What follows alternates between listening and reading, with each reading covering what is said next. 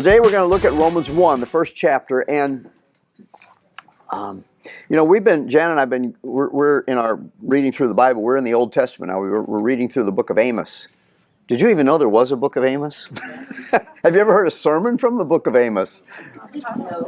Probably not. It doesn't. He's not a real popular author. He's not a real popular prophet. But as you read through the Old Testament, you see over and over again that God, the prophets through the Lord, or the Lord through the prophets, many times ridiculed not only his people but the surrounding nations for their idolatry. And I remember we were reading one time, and he was ridiculing them, and he was saying, you go to the hill and you dig dirt out of the hill, and you get gold and silver from it, and then you go and you refine it, and then you carefully shape it and you polish it, and then you put clothes on it and you feed it and you kiss it and you say, you are my God. And I remember when he was ridiculing them for, how can you be so foolish? How can you be so silly? How can you believe that? And when I was reading, I'm thinking, that's really true. How could you do that? How could you be so senseless, and so foolish? And we could never be that foolish, to go carve a piece of gold or wood or something, and you put it up there and you go, hi, you're my God now, And sometimes I just got to wondering if maybe all their common sense dripped out their ears when they were sleeping at night, They wake up in the morning, there's this big stain on their pillow, and like, what's that? Oh, my common sense slipped out my ears, and I wondered, But I got to tell you, over the last few years, I'm beginning to wonder if there aren't people in our culture that have stains on their pillows when they get up in the morning because all their common sense dripped out their ears, Let me just give you some examples here. For example, it's like, man, crime is a problem. I have an idea. Too much crime. Let's have fewer police. That'll certainly solve the criminal problem, don't you think? And then we're probably holding those criminals too long in jail. And so let's let them out right away. That's got to solve the crime problem because they're not going to be so angry. They're going to be so happy they got out of jail that they will go back and be good citizens, And the very fact that we bail to where we require them to put down some money, hoping that they will show up again someday for their trial, who needs that? They'll come back. They're honest folk. We just say, sign a thing saying you'll come back. They'll be there, surely. Okay, whose common sense dripped out their ears, right, under the pillow, And then we got other crazy things going on. Somebody was talking the other day about how, yes, men can get pregnant now. I like the equality we've come to in our country where men can get pregnant. You go, that's the goofiest thing I've ever heard of. Let me just read. Here's a quote from healthline.com. Healthline. These are health people. So they know this stuff, right? I mean, they're science. They're health. Healthline.com says, they were asked, is it possible for men to get pregnant? Quote, yes, it's possible for men to become pregnant and give birth to children of their own. In fact, I love this, it's probably a lot more common than you think. And I'm thinking, if it ever happened once, it's more common than I think. It's like, but these are the experts. Or how about this one? A question, somebody submitted this question to, how many genders are there according to science? I don't want my knucklehead neighbor's opinion. I want to know what science has to say. So this question was submitted to seedscience.com. Their answer, it's a common misconception that there are only two genders, male and female. Who would think that? But science proves there are actually more. Gender isn't binary, just A or B. It's fluid and ever-changing, which means there are an endless number of possibilities. I'm sure glad we went to science. They proved it. If you dig a little deeper, you find out this site isn't written by anybody that are scientists at all. It's actually a job application site. It's got nothing to do with science, but you just go, what in the world is going on in our world? Well, Romans actually tells us. It's amazing. Romans actually tells us. And so we're going to look at today what you might call the downward spiral to depravity. Or I would sort of call it the flushing of humanity down the toilet is really what it is, because you're going to see this downward spiral, just like when you push the button there. You don't become this foolish on your own. It's not natural. You have to be educated to the point of foolishness. That's this foolish. And that's what we've seen in our society. So you say, how can a person shape a piece of metal and call it God?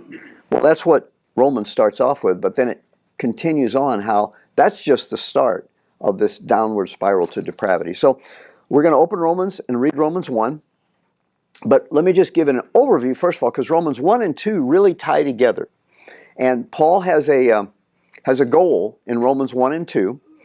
Romans is almost like a tract that you would share with somebody. As I said, Romans is like, if somebody said, what is the gospel? Romans 1 is the most complete explanation of the gospel. And Romans 1:17 is like sum it up in the Reader's Digest version. But in Romans 1 and 2, he takes the first step towards sharing the gospel. And that is showing us that what he sums up in Romans 3:23. He Romans 1, Romans 2, and then he kind of brings it all together and sums up in Romans 3:23, which you may know. It says, all have sinned and fall short of the glory of God. In Romans 1 and 2, Romans 1, he's showing that Gentiles who are apart from the law are still guilty. And in Romans 2, he addresses those who are under the law, the Jews who know the law, were given the law. He says, you may not be guilty of this, but you're still guilty. And so we're just going to look at Romans 1 today. Romans 2, he says, you're guilty because you knew the law, but you didn't do it. But Romans 1, he starts to show how even those who maybe they were never given the law, they never had an opportunity to even hear of the law of God, but they're still guilty before God. Well, how could that be? Well, he's going to explain it to us. So start with verse 18. We went through verse 17 last time. Romans 1:18 says, we're just going to read through this slowly and kind of look at it and, what would you say, pull it apart as we look at it. The wrath of God is being revealed from heaven against all the godlessness and wickedness of people who suppress the truth by their wickedness. Let's stop for a minute there. They suppress the truth by their wickedness. So they know the truth, but they're suppressing it. Interesting. Well, how do they know the truth? Well, it goes on to say, verse 19, since what may be known about God is plain to them, because God has made it plain to them. Wait a minute. How is it plain to them? How, if they weren't given the law like the Jews were, how is it plain to them about God? Well, he tells us that there's two witnesses. Romans 2 gives us a second one, but Romans 1, he says there's a witness that declares to them the things of God. Verse 20, and that witness is creation. For since the creation of the world, God's invisible qualities have been clearly seen. Now wait a minute. Since the creation of the world, his invisible, well, that means they can't be seen, invisible qualities, but they have been seen. They've been revealed in some way since the creation, his invisible qualities, and then it speaks of two of those, his eternal power and his nature. The fact that he's God, he's divine, he's not human, and the fact and his nature, that he's good. He's not an evil God. He's not some malicious God. He's a good God. Okay, so since the creation of the world, God's invisible qualities, his eternal power and his divine nature, have been clearly seen, being understood by what has been made. Oh. So that people are without excuse. So what he's saying here is, when you look at the world and you realize how complex it is, everything from a little snail that crawls along the ground and has a function to perform in our ecosystem, to the stars and the planets that are all in rotation and up here, and they're not colliding into one another, and this earth is just the right distance from the sun and not too far and not too close, and you've got all this ecosystem that works here on this earth where we're breathing in what the plants are putting out and the plants are putting out what we're breathing in, and vice versa, and all that, and all of this intricacy. Or you look at the eye. How could the eye possibly develop other than it had to all be created at one time? Because it's like the mousetrap, the irreducible simplicity. Take one little part of a mousetrap away, and it doesn't work. Every single part of it has to be there, or it doesn't work. You take one part of the eye away, and it's not going to develop. And you can't, you know that little staple on the mousetrap. You take that little staple away and it doesn't work. You got to have every single part of it, and they've got to all be together before it can ever do anything, before it can ever function. So the point is that you got to have a tremendous amount of faith to believe in evolution, because you can't base it on any kind of facts. So you got to, I mean, look at the fossil record. If evolution were true, we'd have gazillions of transitory, half bird, half lizard, whatever, you know. You know how many transitory fossils exist? 0. They're all there. And so the fact is, you got to either have a great deal of faith or a great deal of foolishness to believe that. Because the creation itself declares the glory of God. It says it declares His eternal power. So let's just say you drop somebody on this planet, they haven't been educated to the point of foolishness. They just grow up and they look at the world and they go, whoa, this could not possibly have just happened. There's some power that existed before, some eternal power that created this thing. Wow, that's just common sense. Come on. It couldn't possibly have just happened any other way. And you look at His divine nature, you look at it and go, whoever created this is whatever you want to term as God, but He's also good, because it's a good system. I have air to breathe. The gravity's good. I can walk on it. You know, I have food to eat that's going to nourish me, and it's just the stuff I need to keep me going. And then they came up with pizza, you know. And so the point is, it's like, well, yeah, all those good stuff. The idea, though, is that unless you've been educated to a point of foolishness, if you just look at creation, he says, since creation, you will understand the invisible qualities of God, that He is eternally powerful, and He's a good God. His divine nature is just understood by the things that are created. You just look around. So he says, people, even if they've not been given the law, they are still accountable. We're guilty if we've not worshiped God. So it goes on here. He's revealing, summarizing this, he's saying that God's revealing His wrath because people have suppressed the truth, choosing instead to buy a lie, to create a lie. And creation itself testifies that there is a God. You may not know His name, you may not know where He is, you may not know much about Him, you may not know how to please Him, but you can tell that He's a good God, so therefore, whatever it is, He's got to be pleased by us being good, whatever that means. Okay? But in our hearts, you kind of know. In every culture, they kind of know. You don't steal. You don't kill. I mean, you don't have to be educated to know that. You know, that's just every culture in your heart, you kind of know. And that's what he's saying here. Verse 21. For although they knew God, now that's not saying they knew the way of salvation. You know, you can go out in the, you know, it's like I meet God out in the forest. Yeah, you can. You're not going to know Him completely, but you can at least know that He exists out there in the forest, you know, humming your things and whatever, eating your mushrooms. You can know that He at least exists, right? So, verse 21, for although they knew God, they neither glorified Him as God nor gave thanks to Him.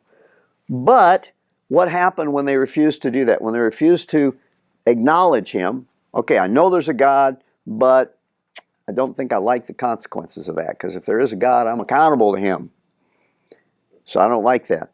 So when they refused to glorify Him or refused to give thanks to Him, their thinking became futile and their foolish hearts were darkened. So two things happen. Their thinking becomes futile. Now what does futile mean? Well, we kind of have a general idea. Let me tell you what the dictionary says it means. Their thinking became futile, incapable of producing any useful results, or pointless. So by rejecting God, thus far, I don't even see that God's done anything. This is just the natural consequences. It's like if I go over there and flip the light switch off and I find myself in the dark, you say, oh, God thrust me into darkness.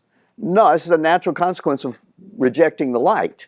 When I turn off the light, I find myself in darkness. Duh. You know, it's just the natural consequence. So this isn't even something that God is doing yet. It's just when they choose to not glorify God, when they choose to reject the light, what's the only thing that's left? Darkness. A darkened heart but a darkened mind too, that is futile in its thinking. In other words, it's purposeless. You can think all you want to, but you're wasting your time because your thinking is incapable of producing any useful results. I can come to all my conclusions, but it's useless. It's futile. So their thinking became futile, useless, incapable of producing any useful results, or pointless. And their foolish hearts were darkened. Now what happens? Thus far, I don't think, again, God's done anything.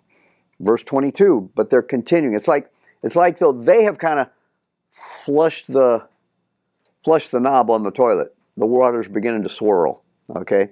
Because they've refused to acknowledge God, refused to worship Him or give Him thanks. So verse 22, the water's starting to swirl. Although they claim to be wise, they became fools.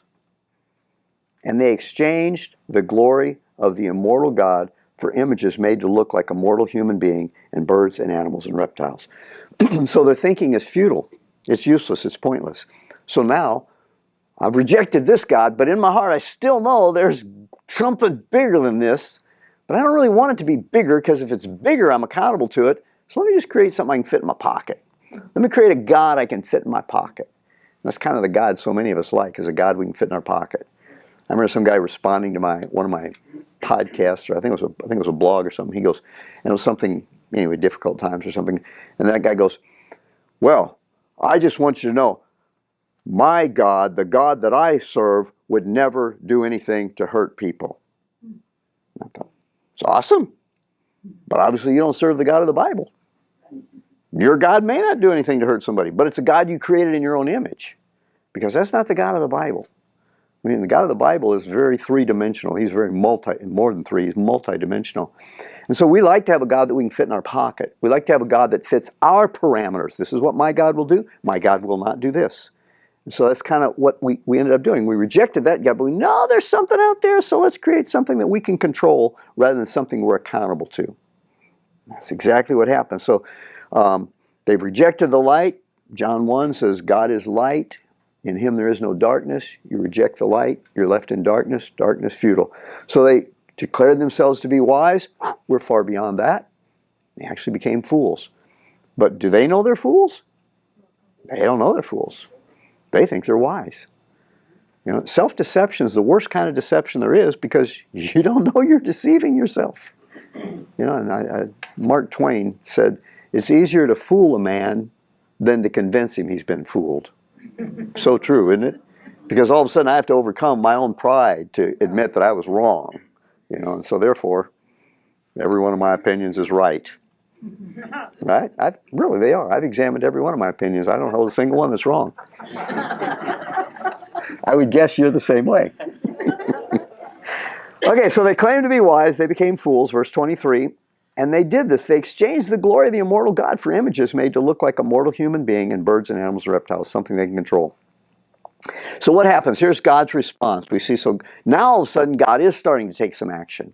And the action that He takes is, the phrase here is He gives them over. He turns them over. It's like a jailer. It's like the bailiff who takes the prisoner and he turns him over to the jailer to put him in jail. So God is now going to do something. He's not inflicting any punishment. He's just giving them over to what they chose. They chose to reject light. Somebody said hell is God's answer to the sinner's prayer. Leave me alone. Leave me alone, God. Leave me alone, God. Not realizing that when God leaves you alone, when God leaves you, every good thing departs with Him. Light and health and joy and every good thing is in Him. He's the giver of all good things. So, He turns to verse 24. Here's what happens once their thinking has become futile, and it just starts to go down and down and down. Therefore, God gave them over in the sinful desires of their hearts. It's their own thing is doing it. It's not Him bringing any punishment. He's just giving them over to what they wanted. To the sinful desires of their hearts. To what? To sexual impurity. These are the things that are developed, first of all. For the degrading of their bodies with one another, they exchanged the truth of God for a lie. Worshipped and served created things rather than the Creator, who is forever praised. So right now, the word here is it's literally, he gave them over to uncleanness, the dishonoring of their bodies, the evil desires of their hearts. You know, a lot of evil is trying to fulfill a good desire in a not good way. Try to fulfill a legitimate desire in an illegitimate way. And he's given them over to this. And we're not talking about where our society is right now. We're really kind of talking about what happened in the 60s and the 70s, about our sexual revolution, you know, where it was just lewdness and vile things. Men and women in relationships, so still man and woman relationship, but there's just vileness and lewdness and just a revolution, you know, a liberty that came. Yeah, a liberty that came. And yet, it's just like we think we're wise, but we're fools. We think we're free, but we're actually in great bondage to our own desires and our own lusts of our own flesh. The lust simply means, lust, as you know, we always think of it as a sexual thing, but it just simply means a strong desire. You can have a lust for food, or a lust for adventure, or a lust for travel. It's just a strong desire that you have in your heart. So you have this strong desire, and we think we're finding liberty, but actually you're just becoming in bondage to that strong desire. And the same thing happens with drugs or alcohol or any other addictive thing. You become in bondage to that strong desire. So they turn themselves over to that, and so now he lets them go to the next level. They turn them over to the next level, and this is the dishonoring of their body. At first it's lewdness, at first it's just sexual impurity, uncleanness, but now we take it to the next step, verse 26. Because of this, because they chose to be in greater and greater bondage to that, because of this, God gave them over to the next level, shameful lusts. And then he describes what shameful lusts are. Even their women exchanged natural sexual relations for unnatural ones. It's interesting, he says, even their women. Again, women tend to be more the standard of morality in a culture, you know. And so even the women, he says, gave themselves over to sexual relations for unnatural ones. In the same way, the men also abandoned natural relations with women and were inflamed with lust for one another. Men committed shameful acts with other men and received in themselves the due penalty for their perversion. Now, as you remember, or may remember, years ago when HIV and AIDS had just hit the market or whatever, you know, there were the crazy Bible-thumping fundamentalists who came out and said, this is God's judgment on homosexuality, you know, and everybody, oh, that's terrible to say such a thing. And, you know, I go, and, I would say that isn't even what this scripture says. What it says is, it is the due penalty. The Amplified Bible, another way of saying that is, it's the inevitable consequences. And so I'm not even sure, again, that God's doing this. It's like I flipped off the light, I'm in darkness. It's got nothing to do with God. I chose to reject light, so I'm going to find myself in darkness. And that's what this tends to say. It's like they chose to live this way, and there are inevitable consequences that come. And we see the inevitable consequences. I mean, the homosexual lifestyle is a very dangerous lifestyle. It's dangerous in many ways, but one of the ways that's quantifiable is how it's dangerous to your health. And I just brought something up here real quick. Mayo Clinic and Johns Hopkins. Okay, these are not bastions of conservatism, right? They're not. These are not Fox News commentators or Newsmax or anything like that. This is Johns Hopkins and the Mayo Clinic. Men who have sex with men have some specific health concerns. They're at increased risk of contracting HIV, well, we know that, the virus that causes AIDS, and they're at greater risk for certain sexually transmitted infections. For example, they're at greater risk for syphilis, gonorrhea, hepatitis A and B, and HPV. Now we know, too, they're at a greater risk for monkeypox. Oh, this great plague that is washing across our country, and we all need to be scared to death that we're going to get monkeypox. As of this month, there's a little over 7,500 cases in the U.S. 98% are gay men. It's really not. If you're not in that lifestyle, the odds of you contracting it are almost 0, 2%. And so is this God's judgment, or is it just the inevitable consequences of living this way, of doing this? Well, the Bible says it's inevitable consequences.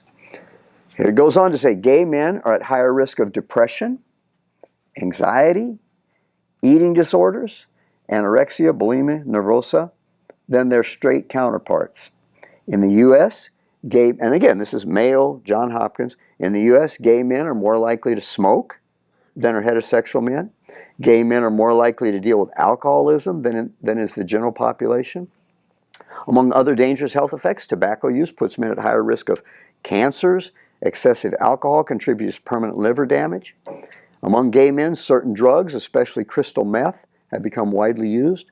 Domestic violence can affect anyone in an intimate relationship, but gay men might be more likely to stay silent and suffer continued abuse in that situation. It's a dangerous lifestyle. And I don't think you can say any... Now, we could argue, well, the reason they deal with these issues is because society doesn't accept them, because they've been rejected. We're not even dealing with the source or the reason for it. The fact is, there's an inevitable consequence that comes from that. And I don't even think it has anything to do with God. It's just, well, and again, is what he said here. They receive themselves the due penalty or the inevitable consequence of their perversion. You do something different than it was made. You use something for something it wasn't meant for, and you're probably going to get hurt. You know, you use a screwdriver to try and drive a nail. It might work a little bit, but you do that every single day, and eventually you're going to get hurt. You're going to whack your finger, you're going to whack your thumb, you're going to hit the wall, you're going to damage the wall, you're going to damage yourself, you're going to damage everything around you. It's just that's not how it was meant to work. And so there's an inevitable consequence. So, verse 28. Furthermore, is it going to get worse? Furthermore, just as they did not think it worthwhile to retain the knowledge of God, so God gave them over. There it is again. Another level down. We've gone down 2 or 3 levels now. Another level down. God gave them over to a depraved mind, so that they do what ought not to be done. Wow, I thought they were kind of already doing that. You mean it's going to get worse? They have become filled with every kind of wickedness, evil, greed, and depravity. Wow, I guess it is going to get worse. And then he gives us some of what we're looking forward to here. They are full of envy, murder, strife, deceit, and malice. I mean, there's always strife and envy and murder, but they're full of it. You remember when Noah, it says that when God looked down, every thought of man was wicked when he sent the judgment upon Noah. Every thought. Can you imagine living in a society where every thought of man is wicked? Well, we're here. This is the next step he gives them over to. They're full of envy, full of murder, strife, deceit, malice, gossips. Whoa, wait a minute, that's getting personal. Gossips, slanderers. Oh my goodness. God haters, insolent, arrogant, boastful.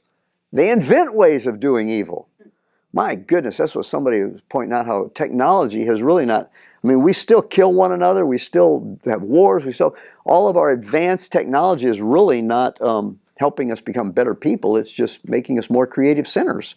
You know, we got ways to sin now we never could do before. It's a whole lot easier now, to sin. Wow, because we have technology. They invent ways of doing evil. They disobey their parents. They are senseless, faithless, heartless, ruthless. Although they know God's righteous decree that those who do such things deserve death, again, in our hearts we know this isn't the right way to go. The Bible does talk about us become calloused in our heart, though, to where eventually you can't feel it. But when you start, man, this isn't really right. But eventually you just shut that down and shut it down and you become callous. They know God's righteous decree that those who do such things deserve death, but they not only continue to do these very things, but they also approve of those who practice them. In fact, the Amplified says they approve and applaud others who practice them. And so it's one thing to accept, it's one thing to tolerate, it's another thing to accept, it's another thing to applaud.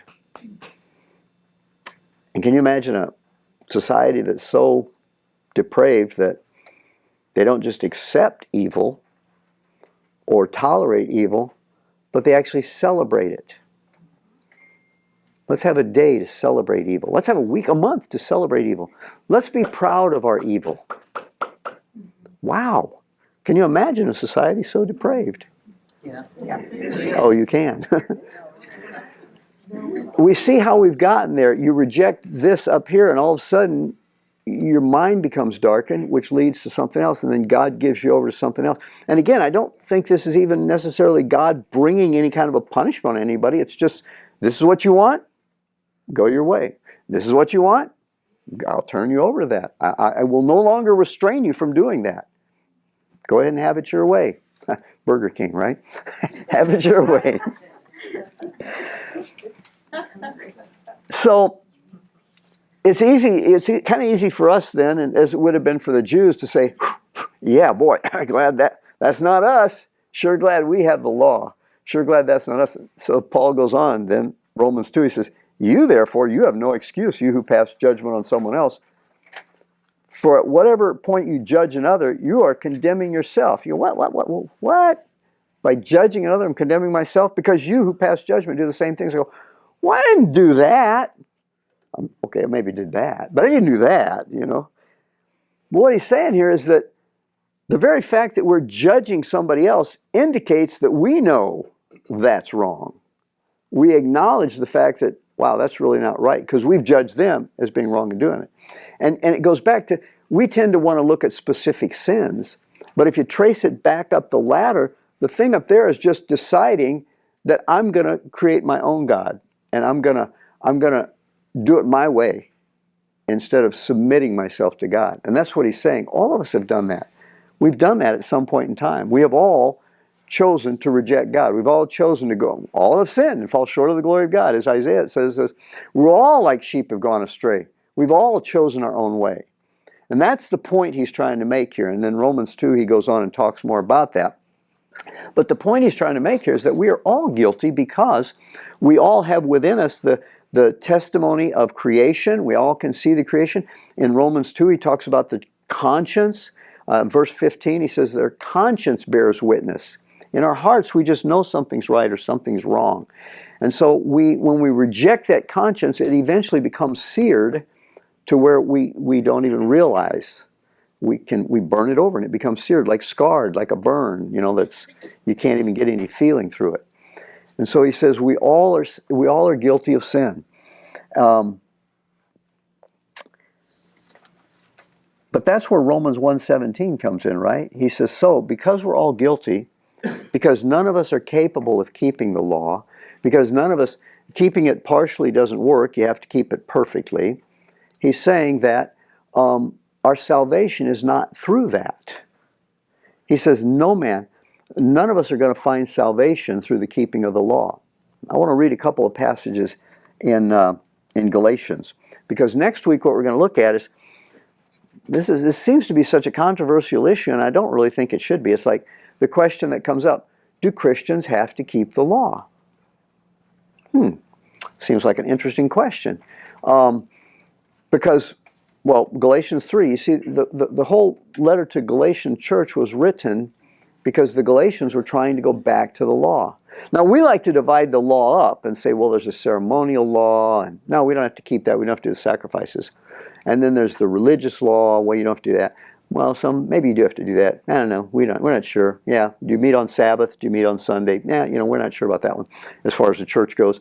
But we do have to keep the moral law here.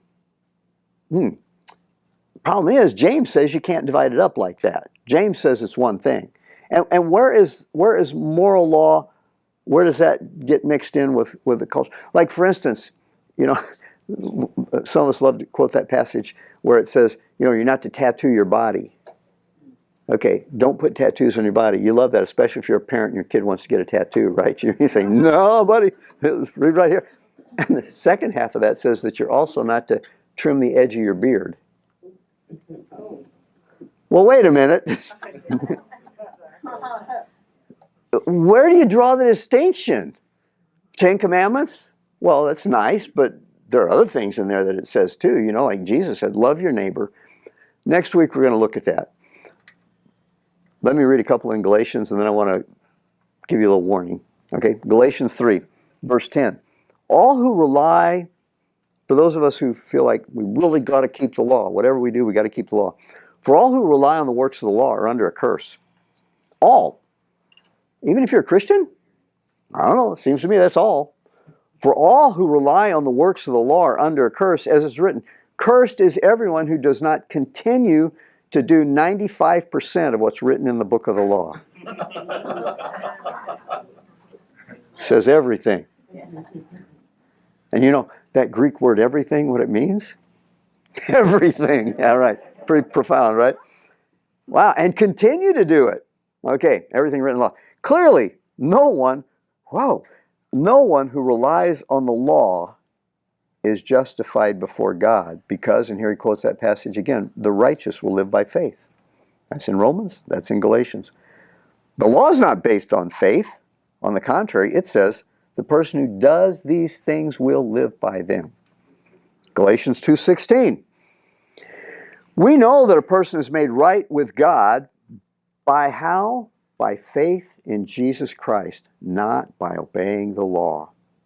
And we have believed in Christ Jesus so that we might be made right with God because of our faith in Christ, not because we have obeyed the law. For no one will ever be made right with God by obeying the law. So, let's read on, verse 17. Suppose we seek to be made right with God through faith in Christ, and then we're found guilty because we've abandoned the law. Would that mean Christ led us into sin? Absolutely not. Rather, I'm a sinner if I build the old system of law I already tore down. For when I tried to keep the law, it condemned me. So I died to the law. I stopped trying to meet all its requirements so that I might live for God. I died to the law so I might live for God. So next week, we're going to look at the question, does a Christian have to keep the law? But I want to encourage you, don't be thinking you know what I'm going to suggest to you as the answer. Because we all tend to think he's either going to say yes or we're going to burn him at the stake. You know, right? Yes or no. We all think it's, hate to use this term again, we all think it's binary. But it's fluid. No, it's not. We all think it's either yes or no. But you know, Jesus often surprises us in that the Pharisees came to him and says, should we stone this woman? She was caught in adultery. Yes or no? He had a third option, didn't he? Do we pay taxes to Caesar? You either do or you don't. There's no other option. He had a third option, didn't he? And so next week, I'm going to propose a third option, and we'll let you decide what you think of it.